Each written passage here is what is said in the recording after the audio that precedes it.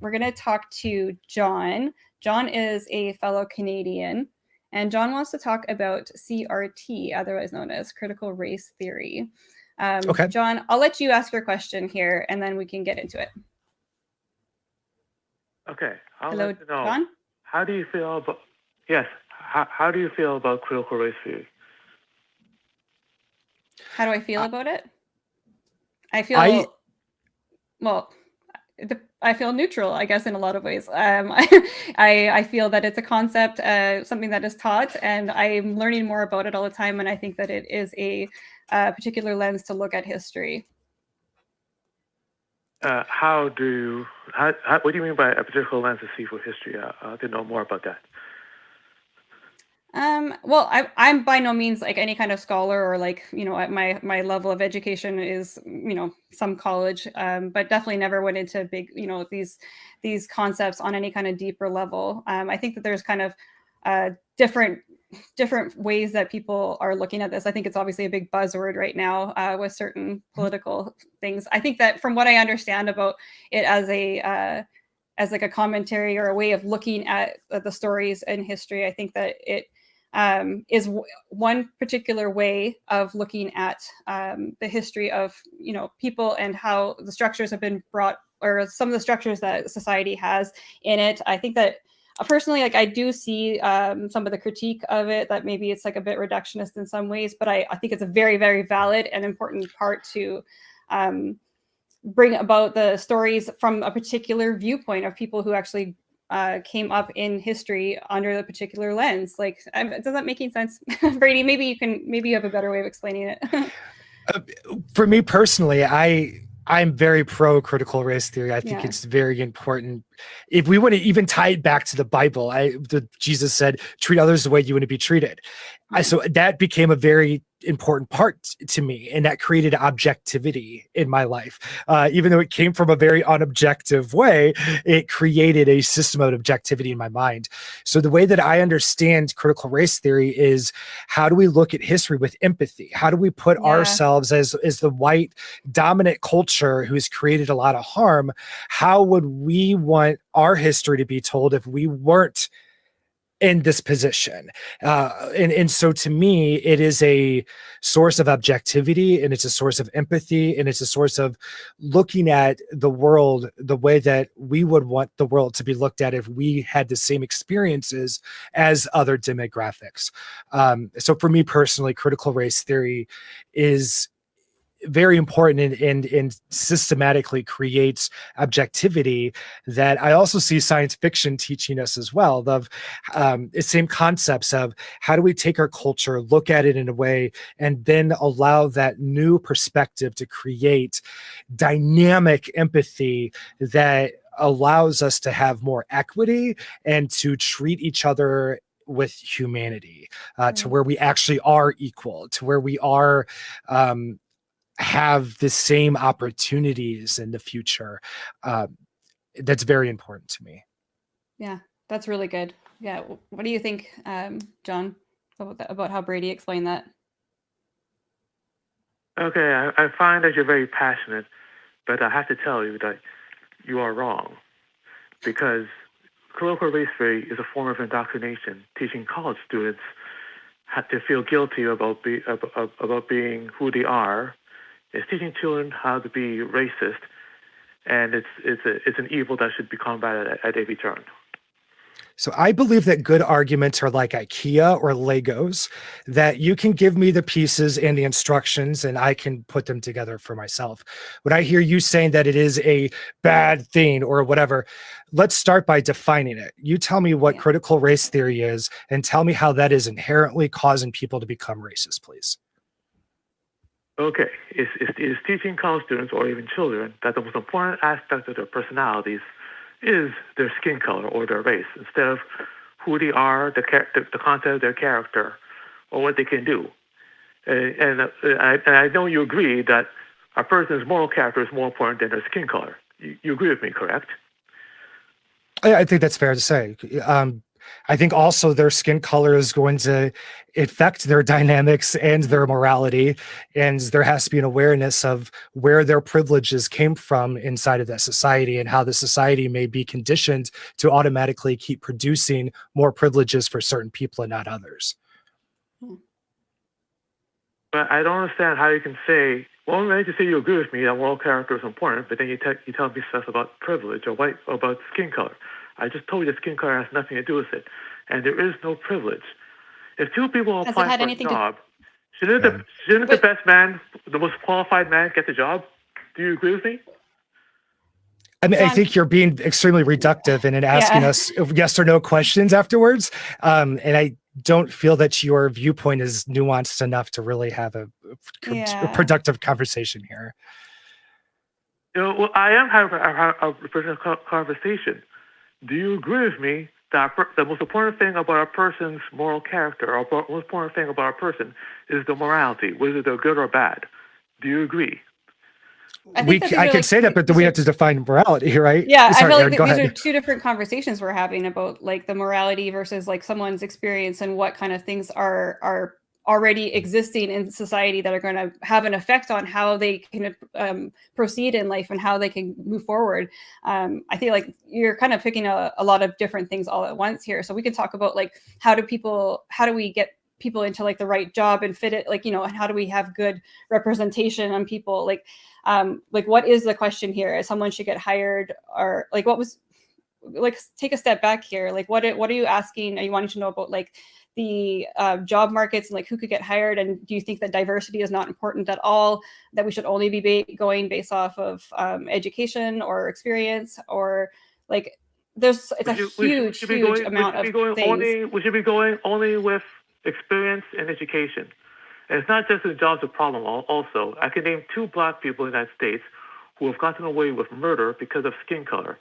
And for instance, one black person in the United States deliberately drove his car into a group of people, killed a bunch of people, and in the trial, one juror who happens to be a white lady said, I couldn't let him go. I couldn't send him to jail because he's a black man. We can't send another black man to jail. Like, so, John, if I start naming off more cases than you of where people of color were treated poorly, does that mean that you will start believing in critical race theory?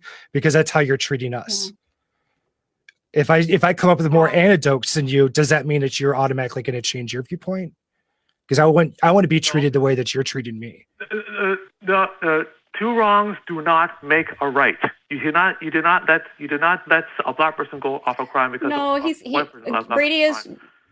Brady's actually pointing out the logic of your argument here, that like if you're putting forth like these 2 anecdotes about like how somebody was treated based on their skin color, and if he offered up a similar thing but quantified it greater, then logically that it should follow that your opinion would change, because the quality or the quantity has changed now in your suggestions and your anecdotes. I do not understand what you just said.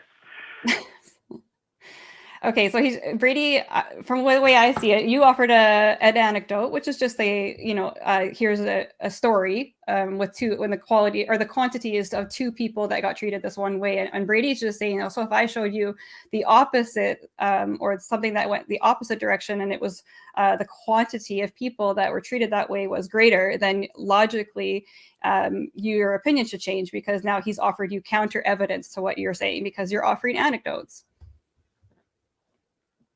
No, I don't change my mind. Look, I don't agree that this idea that the black people should be differently than white people is a good thing. That's the very definition of racism. This is precisely No, it's not. No, it's not. No, it's not. No, it's not to treat them different. It's not that there's an element of difference, then it's automatically racism. What you are doing is ignoring the entire past, where the reason that they are here is because my ancestors brought them over and enslaved them. So don't act like those are equal things. Don't act like being raised in a country and having generational wealth is going to be the same as being brought here as a slave and then having to produce from nothing and make something out of it. And then to say in the future, well, we got to treat everybody equal, when there's been hundreds and hundreds of years of discrepancy beforehand. You are ignoring inertia. You're ignoring the ongoing rolling of racism and of systemic racism and how it gets into our laws, how gerrymandering works. Every element of that, you can find resources that have been kept away from people of color and from less fortunate, low-income places, and they've created systems of poverty on purpose to keep that going. So no, I absolutely 100% reject this idea that if there is a movement towards equity, then that is racism. Racism is not about just treating a different race differently. It is about a dominant culture that then treats those under it in harmful ways. What I'm asking for and what critical race theory asks for is for us to look at things with the guise of this, through the lens of this history, real life things that actually happened, and then to realize that we need to fill in those gaps and to do better and to make it so that people can succeed as people. No, there is no way that having generational wealth in a country literally made for you is then going to be equal than people of color who were brought as slaves and had to rebuild their generational wealth from literally nothing. The ignorance that you're showing on this subject, sir, I'm sorry, but no. So I see that the brainwashing that you've gone through has been very effective. No, I reject. I see the brainwashing that you're going through is effective. That you're willing to give up? Are you willing to give up your job to a black person simply because they're black? Because you feel that you are. Irrelevant. You think that's critical race theory? You think that's critical race theory, John? What in the world are you talking about? That is precisely what critical race theory is. No, it's not, John. The fact that you have John, is proof that I'm right. John, nobody's asking for you to lose your job and give it to a black person. John. Yeah. Come on. I mean, I feel like that we're all over the place with our definitions here too. Like, right. Well, you're brainwashed and indoctrination, and I don't know. John, I feel like that Brady gave you like a fantastic response just now, and so I'll give you maybe like one more chance to come on if you want to say anything else. But if you're going to continue to talk and call everybody brainwashed and indoctrinated, evil and brainwashed. I could have just stayed in church for that, man. Yeah, come on. If we're not going to have a good kind of back and forth, if you're not going to respond to what Brady actually said, and you're just going to call him things, then we'll just continue on here. But maybe one last chance here, John. Do you have anything else you'd like to say? So you honestly believe that your country was based on slavery? Is that what you honestly believe? I didn't say that, but economically, yeah. The U.S. is the way that it is because the people who were landowners or in control didn't have to pay for labor. Yes, if you trapped me, I think that the U.S. is built on slavery, absolutely, and it's horrible, and we need to fix it. Thank you for giving me an opportunity to talk about that. I appreciate it. Are you also aware that you're also the only country that went to war with itself to end slavery? That's what makes you special. You do realize that, right? That slavery is over. You ended it. You should be proud of it. I don't think you are making the points that you think you're making. No, I don't think we are either. So, I'm gonna let you go, John, because I feel like I honestly just don't feel like it's going to be a very fruitful conversation. Because I mean, I feel like Brady has given you really good answers about like how he feels about it, and I feel like you're not really listening to what our the ideas that we're putting forth here about like what CRT actually is. It's a great example, isn't it? Like this is a meta narrative of not being willing to listen to somebody else's perspective and to come at them and say, no, that's exactly what opposing critical race theory looks like, John. And I'm sorry, but you gave us a wonderful example of how to treat people without nuance, without empathy, and without listening, only listening to argue to get to your next point and not listening to understand someone. And just like really like just kind of sitting and listening for your buzzwords or something, so like, I knew you were going to say that. And so it is discouraging and sad to see those kind of conversations going on, because like we would be happy to like talk about this and actually like talk and go back and forth, but there's not a really back and forth conversation happening there when you start off by calling somebody brainwashed or indoctrinated. I mean,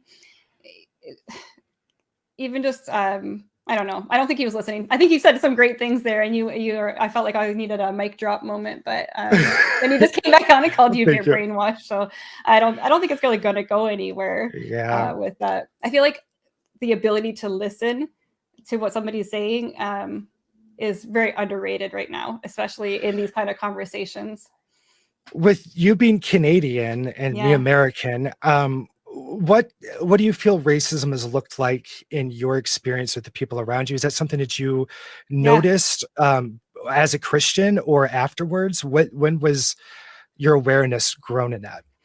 I think like racism is definitely happens in Canada. Like it absolutely happens. And I think that it's becoming more and more evident right now, because there has been an effort to bring these things into light, like especially with our Indigenous communities and like the residential schools, and like those things are coming up, and they're coming at us like every day almost, and it's devastating.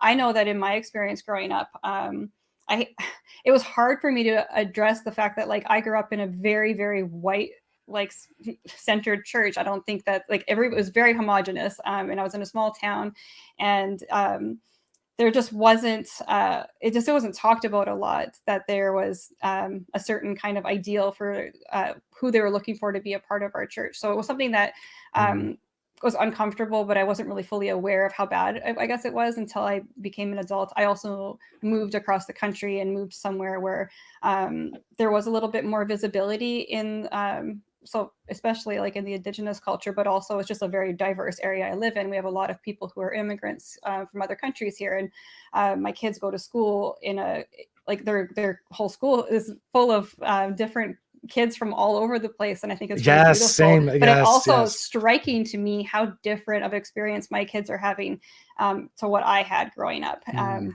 I love to see how things have changed already, and I think that my kids are not getting taught to hate themselves because they are Caucasian. Because they're white or right. I think that people say that, I don't know, people can say that, but like that just kind of shows me like you're not really, well, I guess I could say, to speak for myself, like my own kids are being taught a lot about diversity, and they learn about the harms of the systems. They learn about the residential schools. They do a lot of that. And then, they read hard, even in elementary school, they're reading some hard books talking about the realities of the racism that has gone on in the country and continues to go on. And they continue to talk about ways that we need to continue to fix it. And it's not causing my kids to think poorly of themselves. It's causing them to care more about other people. We need more objectivity. And that's what it does. That's what creating empathy does, is we're able to see what would it be like if we were in their shoes. I grew up in a racist home. I grew up in Arnold, Missouri. My middle name is Lee. That's my mom's maiden name, because we are related to Robert E. Lee. It is in my racism is in my blood. It is in my bones, and so is Christianity. And when I started to question, I wanted to be as dynamic and empathetic as I could. And coming out as gay created, it's another buzzword that some people hate, but intersectionality. The way that I understand intersectionality, the way that I define it, is I take the experiences, my cases of otherness, what made me different than other people, and the experiences that I gained from those, and understanding the heartache that comes from being different at times, the unwanted attention or whatever, and then to take those experiences and apply them to a different demographic. And so now I can understand your experience a little bit more with more nuance, knowing that our experiences are different. They're incomparable and comparable at the same time. Comparable if it creates empathy and intersectionality. Uncomparable if it creates competition and one-upness of, oh, well, we're more, that's not needed. But the point is that it creates this intersectionality that now I can use my experiences to understand somebody else's. And also, to me, of course, that's at the core of science fiction, especially Star Trek, is how do we talk about humans by talking about alien races? How do we learn? And God, watch Deep Space Nine. Okay, I'm going to start tomorrow. I promise everybody. But so much of it has to do with race, because there's two alien races that literally just ended a war and an occupation. And I just watched an episode today for the second time about this little boy who was raised by, like, let me put it in this context. He was a northerner raised by southerners, and he was racist towards northerners. And so that conversation, what do we do with this kid, et cetera? And it just shows so much of how do we look at other tribes when we have our own tribalism.